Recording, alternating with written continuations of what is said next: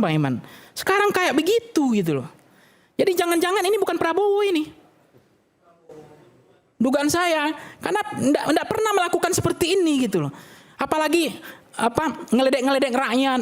Jangan diledek rakyat itu, dia udah susah.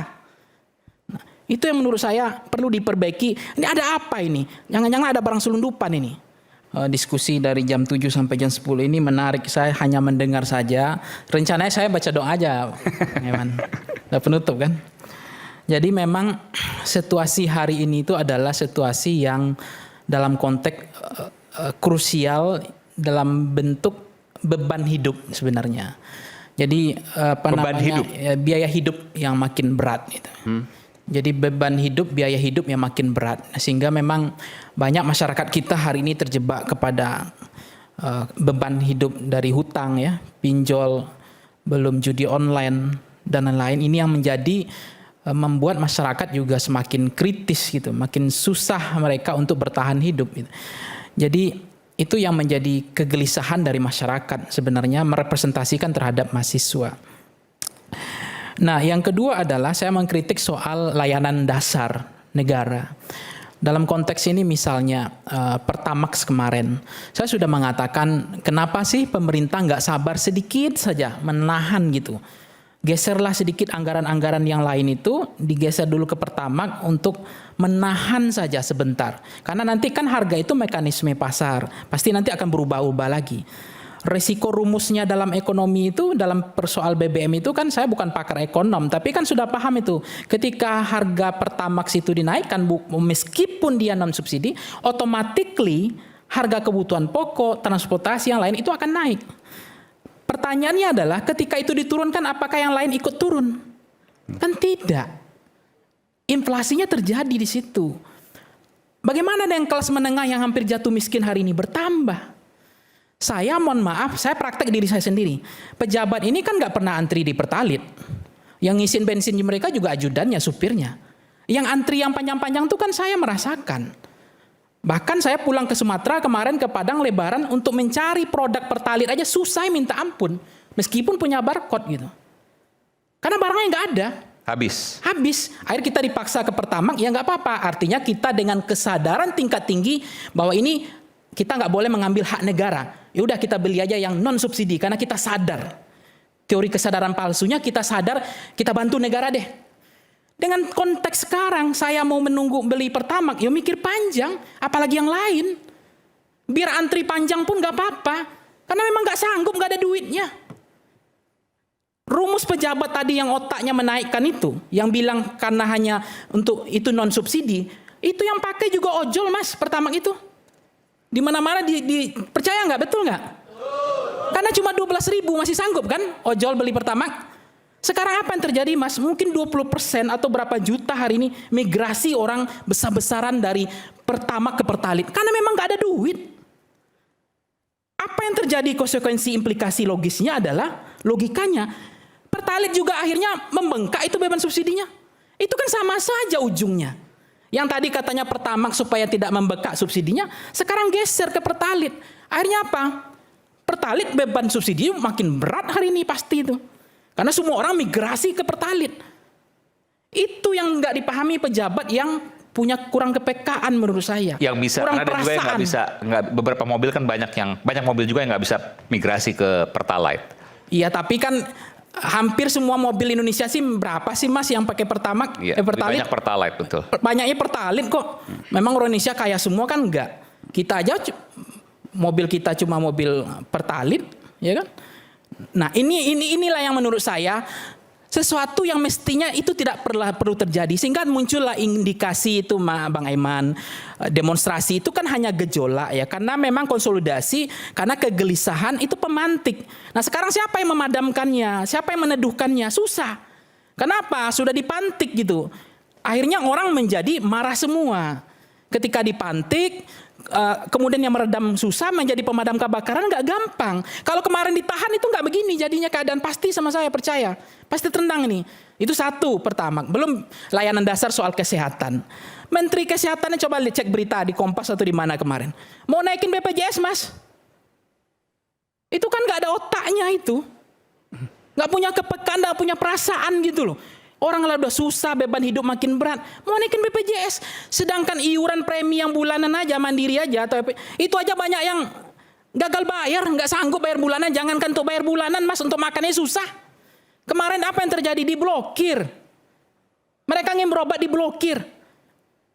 Berapa sih iuran premi BPJS itu kalau dikumpulkan semua rakyat? Bisa nggak 2 triliun per bulan? Prabowo bilang misalnya, kan Presiden Prabowo pernah bilang, apa-apa bayar, besok kesehatan gratis. Itu cocok itu. Apa-apa bayar, besok kesehatan gratis. Itu kan viral kemarin, saya nggak tahu dari mana pidato itu. Kalau begitu, tinggal Presiden Prabowo bilang, berapa sih iuran BPJS ini, dana yang dikumpulkan untuk negara, 2 triliun sampai nggak per bulan atau per tahunnya? Ya udah, Presiden bilang, nggak usah ada bayar-bayar lagi. Mau sakit, mau mati, mau operasi, negara yang tanggung. Duitnya dari mana? Itu hilir dari rampasan perang, setuju nggak? Dari hilirisasi tadi, dari soal sumber daya alam yang selama ini dikapitali oleh oligarki. Diambil alih oleh negara, pasal 33. Duit dari tambang, dari mineral, dari nikel, batu bara, ya, itu yang diambil, digeser ke BPJS. Saya contohkan misalnya Tiongkok. Tiongkok itu ya, Mas Trio ya, itu 5 yen iuran administratif BPJS mereka di sana. Untuk berobat itu 5 yen, 12.000. Di Tiongkok penduduknya 1,5 M atau seberapa lah itu. Sanggup nggak negaranya? Sanggup. Mau kaya, mau miskin, nggak ada itu. Nggak ada silpa-silpa, nggak ada orang kaya menengah. Setiap kali berobat hanya Rp12.000. Iya, setiap warga negara yang punya KTP di sana. Setiap kali berobat hanya Rp12.000. Ya? Oke. Ditanggung oleh negara. Rupiah. Sanggup nggak negara? Sanggup. MBG aja sanggup, kenapa BPJS nggak sanggup? Betul nggak? Masa kita harus pay iuran-iuran lagi? Iuran data salah lagi, pakai silpa-silpa lagi, data banyak masalah. Apalagi orang disuruh ngaku miskin nggak mau, Mas. Apalagi di Sumatera Barat orang nggak mau diklaim miskin. Adapun miskin mereka nggak mau bilang miskin gitu. Jadi ini problem kita, itu layanan dasar. Kalau seandainya Presiden Prabowo hari ini mengatakan layanan dasar BPJS akan digratiskan, siapa sih yang nggak mendukung Presiden Prabowo? Happy kok orang karena itu layanan dasar. Kan banyak uang dikorupsi tadi. Kang Ubed aja bilang hampir 100 triliun. Masa itu nggak bisa diputar ke BPJS? Ngapain kita harus bayar iuran 60.000 per bulan? Habis itu sekarang apa yang terjadi di BPJS? Obatnya kagak di cover, list penyakit makin hilang, tinggal mati aja yang di cover BPJS. Ya kan? Ini kesedihan rakyat di bawah, Mas. Hani yang itu layanan untuk sehat gitu loh. Pelit banget. Kenapa sih negara pelit banget? Kenapa berhitung banget sih negara soal begini? Kenapa negara berbisnis untuk kesehatan? Ini saja dibenahi Presiden Prabowo, happy masyarakat ini. Ini yang namanya kabar gembira. Ini yang menggembirakan hati rakyat. Program yang pro pada hati rakyat. Program yang ngerti jeroan selera rakyat. Lakukan aja saja itu. Pasti rakyat akan empatik. Nah, belum soal-soal yang lain, soal pajak. Ngapain berpunggung di ladang rakyat, ngambil pajak-pajak. Presiden Prabowo saya puji karena udah membatalkan 12%. Rezim sebelumnya gawat lagi, ganas lagi, mau 12% pajak kita. Ya kan? Ya, PPN maksudnya. Ya, pajak kita. Nah, makanya kemarin kan banyak pakar-pakar bilang ya kehidupan negara ini tidak sehat karena 80% dari pajak rakyat. Sementara yang gelondongan tadi, ikan paus yang di bawah laut tadi, di apa namanya, di teks amnesti. Sementara pajak jual beli, pajak kendaraan, pajak makanan, restoran, itu yang diambil 80% dari menghidupi kehidupan negara. Ini kan nggak beres katanya. Mestinya yang tadi tambang, batu bara, nikel, emas, itu yang diambil 80%, 20% dari pajak rakyat. Oleh karena itu Presiden Prabowo tinggal bilang nanti kalau ini memang sanggup berhasil ini, ekspor satu pintu ini berhasil, semuanya nama kelapa sawit, batu bara itu lewat satu pintu ke depannya, dan itu negara tidak ada lagi kecolongan, tidak ada lagi maling atau mafianya. Berarti kan Presiden Prabowo bilang, oke, besok pajak tinggal 9%. Siapa nggak happy? Kemarin warisan lama menaikkan pajak 12%. Ini mau diturunkan 9%. Itu yang menggembirakan hati rakyat. Itu yang menjaga perasaan rakyat. Itulah sense of kepekaan politik yang penting dimiliki oleh Presiden Prabowo. Layanan dasar. Jangan dibebani lagi rakyat dengan pajak. Ini mau dinaikin lagi kan jadi kacau nanti. Ini yang menurut saya poin-poin soal yang ketiga adalah soal ini, Bang Aiman. Saya sedihnya begini. Saya nggak tahu ya komunikasi Presiden soal pidato-pidato ini. Maka saya bilang karena sayang kita ke Presiden ya saya bilang lebih baik puasa aja 2 bulan nggak usah pidato dulu lah. Lebih baik kerja aja gitu. Karena makin pidato jangan-jangan yang lain makin happy tuh, senang. Ini presiden yang paling banyak dibully, diolok-olok. Presiden yang paling gak ada wibawanya di hadapan masyarakat gitu. Jadi menurut saya, saran saya bagus ini presiden lebih baik gak usah pidato dulu supaya teduh. Jangan-jangan gak ada demo nih kalau berhenti Prabowo pidato, mudah-mudahan gak ada demo ini gitu. Jangan-jangan karena pidato yang salah terus ini. Kan menurut saya diksi frasa Presiden Prabowo tolonglah diperbaiki tata kelola bahasanya, diksinya. Kan begini, ngapain harus menggunakan bahasa sampai nye sampai menjulurkan lidah, sampai mocking, kritik gitu. Ngapain gitu? Ngapain harus pidato biar anjing menggonggong kapilah berlalu, ngapain gitu? Itu enggak lucu gitu loh. Sebagai kepala negara, ngapain harus bilang dolar nggak pakai di kampung? Ngapain harus pergi Anda ke Yaman? Ngapain ini mahasiswa didukung oleh koruptor ini? Ada kemarin apa itu namanya? Iya, anti asing. Nggak perlu.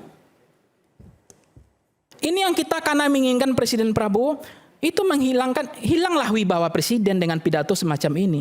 Nah, saya nggak tahu nih setelah presiden kemarin gemoy begini, kok berubah? Ini bukan Presiden Prabowo hari ini gitu. Karena setahu saya mengikuti Presiden Prabowo udah lama. Pidato sebagai Partai Gerindra, ketua umum itu gagah Mas Eman. Bukan sekarang Bang Eman. Sekarang kayak begitu gitu loh. Jadi jangan-jangan ini bukan Prabowo ini. Dugaan saya, karena enggak pernah melakukan seperti ini gitu loh. Apalagi ngeledek rakyat. Jangan diledek rakyat itu, dia udah susah.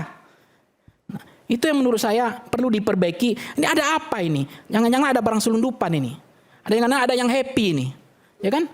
Jangan semakin banyak blunder, semakin banyak anomali, semakin banyak salah. Di sana di samping jangan-jangan tepuk tangan, Mas. Nah, itu yang kita khawatirkan gitu. Jadi ada harus diperbaiki. Ada yang tepuk tangan, ada yang happy. Dengan kesalahan-kesalahan yang ditabung terus.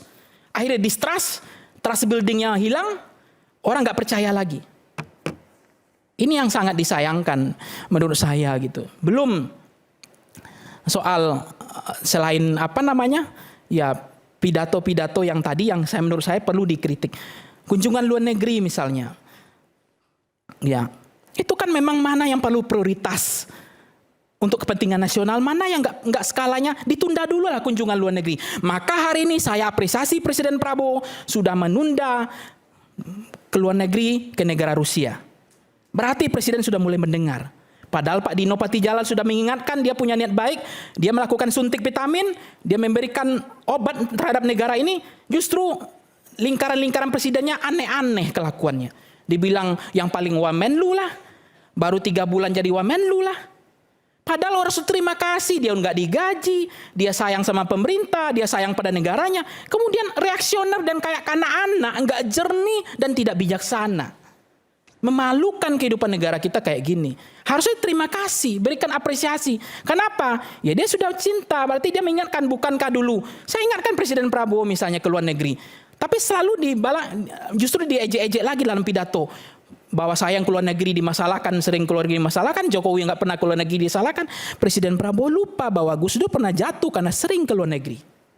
Itu yang orang nggak paham. Sementara satu lagi koridornya didekatkan dengan rakyat. Hampir seluruh daerah hari ini dikunjunginya. Sementara yang ini dijauhkan dari rakyat, koridor luar negeri terus. Apa nggak masalah ini? Apa nggak ada desain ini? Apa nggak ada settingan ini? Ya tahu aja lah Mas, yang nggak jauh dari sampingnya, nggak jauh-jauh dari dia. Karena udah hampir sering keluar. Yang sering keluar ke sini, sering ini ke daerah-daerah. Anda melihat apa di situ? Nggak tahu, pokoknya itu bisa dirasakan. Nanti dibilang Samsul, saya lagi yang dimarahin. Ya kan? Ya ada masalah gitu loh. Ini teori kesadaran palsu, sadarkah lingkaran presiden ini gitu. Nah itu yang perlu, padahal kunjungan Saya ada curiga bahwa presiden jangan-jangan sengaja dijerumuskan. Nah ini kita terbuka aja. Ya barang selundupan begini ini merusak dari dalam, ini bahaya sebenarnya. Merusak distrust presiden. Sehingga akhirnya hilanglah kepercayaan publik. Ya, hilang kedisiplinan, ya kan? Hilang arah presiden sendiri. Nah, kehilangan arah presiden, kehilangan dari kepercayaan dan kehilangan dari disiplin presiden itu musibah sebenarnya. Jadi sebenarnya menjadi presiden itu tidak susah kalau menurut saya ya. Bagaimana presiden menggembirakan hati rakyat, membaca jeroan selera rakyat, membaca sentimen publik, mana yang disenangi rakyat, mana yang tidak disenangi rakyat. menjaga perasaan rakyat itu bagian dari prestasi. Ini bagaimana mungkin Presiden Prabowo yang bacanya 50 buku per hari katanya. IQ-nya berapa katanya 170. Ke luar negeri beli buku terus, bacaan bahasa Inggris. Sementara ada dulu mantan presiden yang bacanya komik Shinchan, pidatonya Doraemon, bacaan bukunya. Tapi kok ini kebalik, lebih bagus yang kemarin ini pidatonya banding sekarang. Mantan presiden banyak ya Bang Eman ya. Mantan presiden banyak, tenang. Ya kan? Yang baca Shinchan kan banyak. Ya, Shinchan sama Doraemon bacaannya. Tapi pidatonya lebih berkualitas. Ya nggak hebat-hebat juga sebenarnya. Cuma perasaan menjaga rakyat itu dapat gitu loh Bang. Sense of politiknya dapat, itu aja. Nah, ini kan kok bolak-balik jadinya kan? Katanya kok seperti tidak ada intelektualnya jadinya. Nah ini yang saya sangat, ini menurut saya jebakan-jebakan seperti ini harus dibaca dengan baik oleh lingkaran presiden gitu. Nah soal kemudian tadi yang menurut saya yang perlu diamati juga adalah soal yang otonomi daerah hari ini. Menurut presiden otonomi daerah itu kalau negara kuat itu tersentralistik semua. Sementara kita punya undang-undang otonomi daerah, otonomi seluas-luasnya. Sisa kekuasaan daerah yang dikasih ke pusat, bukan sisa kekuasaan daerah pusat yang dikasih ke daerah. Kepala dipegang, ekor dilepas, itu otonomi daerah. Nah sekarang semua disentralistik, izin-izin semua dibawa ke pusat. Nah daerah hari ini transfer daerah masalah, banyak daerah yang miskin hari ini. Bahkan kemarin di Maluku itu katanya untuk gaji P3K dan pada waktu saja sudah angkat bendera putih. Pastinya begini-gini kok ada apa gitu? Kok bisa tidak ada kemudian yang bicara tentang MBG tadi? Saya nggak mengetahui bahwa apakah MBG itu merusak layanan-layanan dasar bernegara yang lain. Karena terlalu fokus ke MBG yang disuperemaskan, disuperioritaskan, sehingga layanan-layanan dasar kita hari ini terjebak semua dan trust terhadap presidennya jadi turun. Layanan itu terganggu semua sekarang. Karena ugal-ugalannya dana yang dikuncurkan kepada MBG ini gitu.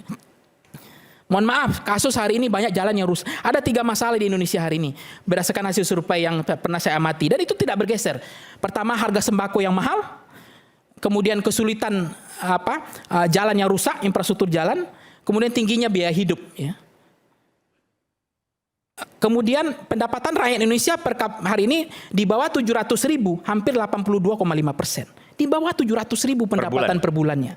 82,5%. Ya, per bulan 700.000. Populasinya segitu. Ya, itu miskinnya Indonesia hari ini. Data dari? Data yang survei yang saya pernah lakukan.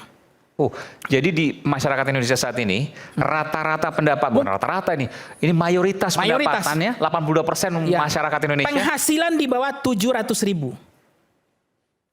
Ini kemudian belum bicara pendidikan ya. Masyarakat awam kita mudah ditipu oleh pencitraan, oleh media, tidak pakai baju anti peluru karena masyarakatnya pendidikannya SD, mayoritas. Ini juga menjadi tantangan. Oleh karena itu memang kalau kita mencermati hari ini misalnya infrastruktur jalan menjadi taruhannya, jadi kanibalnya, kemudian sekolah jadi kanibalnya, banyak gaji P3K pada waktu yang jadi korbankan, termasuk gaji ASN, gaji dosen nggak naik, itu juga musibah sebenarnya. Jadi kanibal.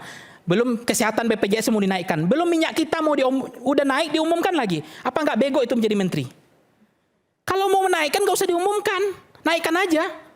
Ini pakai konversi pers naikin minyak kita gitu loh. Kan nggak lucu ini. Minyak kita itu minyak subsidi. Kenapa pelit? Bantulah rakyat ini. Geserlah rampasan perang tadi itu. Jangan dinaikkan minyak kita itu. Itu makanan tahu goreng kita, tempe kita di situ. Ini minyak kita pun dipelitkan, berhitung banget sama rakyat. Minta ampun, ini orang nggak pernah menderita ini jadi pejabat, nggak pernah jadi aktivis sepatu miring kata Bahlil ini, ya kan? Nggak pernah antri ini, nggak pernah jalan di trotoar ini pejabat ini, ya kan? Kasihan minyak kita subsidi kita komoditas sawit terbesar di dunia, tapi minyak kita pun mau dinaikkan dan itu diumumkan. Rakyat udah terhimpit, beban hidup makin berat, hobinya naikin barang, ya kan? Otaknya naikin aja. Nggak perlu sekolah, saya juga bisa jadi menteri kalau hanya naikin. Coba cari solusinya bagaimana mengatasi ini, menahan tidak naik. Ini apa-apa dinaikin. Apa yang nggak naik? Cuma celana pendek aja yang nggak naik. Ya kan? Oke, masih ada lagi? Nah, ya, makanya saya berharap termasuk. Singkat. Ya, kita bersyukur ya. Misalnya ada kebaikan presiden yang biaya haji tidak naik. Kita apresiasi. Biaya haji tidak naik dan pelayanan sudah Walaupun bagus. tiket pesawat naik tapi tidak ada kenaikan. Ya, tidak dinaikkan. Itu top, Mas. Itu kita apresiasi. Kita harus logik. Kita harus apresiasi. Kita harus common sense. Sesuatu yang baik kita apresiasi. Tidak ada lagi jemaah yang terlantar-lantar. Itu bagus. Di bawah kepemerintahan Pak Presiden Prabowo. Kemarin pupuk subsidi diturunkan. Harganya 90.000 per karung, urea dan seterusnya. Saya nggak tahu di lapangannya gimana. Tapi itu bagus. Kemarin ojol dari 20% aplikasi diturunkan jadi 8%. Karena dia yang punya motor, dia ngisi bensin, belum dia sakit karena angin duduk. Ya kan? Karena mereka pejabat nggak pernah jadi ojol ya. Beratnya jadi ojol itu. Belum bocor, ban kita ganti sendiri. Nah aja aplikator ngambil 20%. Nggak, kurang apa itu? Kurang apanya penderitaan rakyat ini, ya kan? Nah, dan negara hadir mengasih 8%. Tapi jangan bangga dulu, jangan senang dulu. Pelaksanaannya gimana? Penjilatnya di lingkaran presiden terlalu banyak. Kemarin ingat nggak gas LPG 16.000 ditulis? Itu kan hanya untuk menjilat saja, Mas. Di lapangannya gas LPG nggak tahu harganya udah berapa kali lipat. Yang gas melon yang dimiliki oleh emak-emak ras terkuat di muka bumi ini. Ya kan? Kalau itu naik, revolusi negara ini. Bukan minyak kita lagi, gas LPG itu kan. Nah, tapi presiden akan menyiapkan gas LPG lain katanya, yang lebih murah. Nah, ini kita apresiasi. Kalau lebih murah, tapi barangnya juga ada. Murah tapi barang nggak ada, sama aja bohong. Ya kan? Itu yang pertalit tadi. Murah tapi pertalitnya nggak ada. Antri di mana-mana panjang, menyiksa rakyat. Itu tidak mengembirakan hati rakyat. Itu menyusahkan rakyat. Itu yang sangat saya sedihkan. Konteks belum tagihan listrik. Yang 900 kWh itu ya. Itu dihidupin aja dispenser mati stok kontaknya, Mas. Ngapain pelit gitu loh. 900. Kenapa nggak digratiskan aja? Kecuali kalau saya 3.500 ya nggak usah disubsidi. Ini 900 dihidupin magic, stok kontaknya balik. Magic share mati. Masih berhitung, masih cerita naikin token listrik. Apa nggak baji? Ya, pejabat ini. Nggak PK gitu loh. Itu yang menurut saya kasihan kalau presiden ini mengambil hati rakyat. Nggak susah-susah, nggak usah ngurus orang demo ini, Mas, nggak usah. Nggak usah ngurus aktivis, nggak usah ngurus pengamat yang kayak Kang Ubed, nggak usah diurus. Urus saja layanan dasar itu berpihak pada rakyat. Gembirakan hati rakyat, jaga perasaan rakyat, cukup itu saja. Betul nggak? Nggak perlu yang lain. Ngapain memantau-mantau Kang Ubed? Ngapain? Laporin Kang Ubed. Laporan mahasiswa. Apalagi itu siapa tadi yang laporin, siapa namanya? Si Daus yang punya gunung itu apa namanya? Gunung Bogor itu. Ini otaknya gimana ini? Orang gila ini. Tapi nggak mungkin dilaporin. Kalau abang ngomong ini dilaporin dia, saya akan bela. Karena ini adalah media yang punya kekuatan dari sisi undang-undang pers. Siapapun di sini saya selalu katakan, saya akan bela. Ya, kita masuk ke materi KPK. Kalau memang negara ini serius bahwa hukum di atas kekuasaan hukum, kekuasaan tunduk kepada kehendak hukum, itu kan. PKH hari ini udah dikasih, itu kita apresiasi terhadap Presiden Prabowo. Tapi nggak tahu uangnya kemana. Tapi kan ada rampasan perang itu. Nah, soal KPK itu pansel dibentuk, Mas Ubed. Itu bukan pansel yang dibentuk di akhir kepengurusannya Presiden Pak Jokowi. Harusnya satu pansel, satu presiden. Ini KPK made in Jokowi kok. Semua orang udah paham. Makanya Presiden Prabowo lebih percaya sama Jaksa Agung, jangan-jangan. Ya nggak? Semua orang paham. Harusnya kalau presiden itu sadar waktu itu, jangan ngotot, jangan maksa. Kalau ngotot Anda maunya ada apa ini? Masa di akhir masa jabatannya dia maksa bentuk pansel untuk memilih komisioner, jadilah KPK made in Jokowi sekarang. Lemahlah semua pemberantasan hukum hari ini. Karena siapa yang melantik, siapa sumber kekuasaannya, itu nggak bisa dibohongi. Kang Ubed juga tahu siapa yang melantik, pasti dia, siapa yang panselnya, siapa komisioner, pasti akan tuluk ya tegak lurus kepada kehendak kekuasaannya, sumber kekuasaannya. Tapi kan ada juga orang mengatakan, oh nggak begitu Mas dengan curiga begitu, karena KPK itu kan kolektif kolegial, nggak bisa juga seperti itu. KPK itu nggak tergantung pimpinan, komisioner juga bisa beda-beda. Ya nggak, is oke lah, nggak masalah. Tapi jangan lupa itu pansel dibentuk di era Jokowi, komisioner sekarang. Nanti kita lanjut lepas jeda, kita akan kembali untuk kemudian jawabannya. Saat lagi kembali di Rakyat Bersuara.